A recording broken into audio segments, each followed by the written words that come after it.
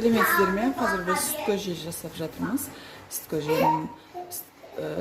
көже бірінші күрішті алып, жуып, содан кейін қайтадан су құйып, газ плитаға қойып, қайнатып аламыз. Бірінші суға қайнатып аламыз күрішті.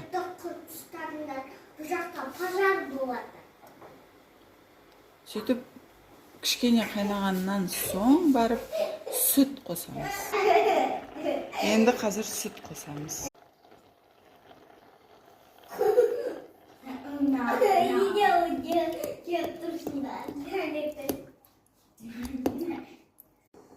Осылай қайнаған кезде тұз қосамыз.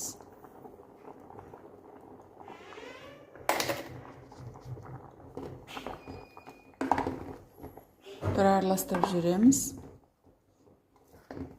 Сосын кішкене қайнайды.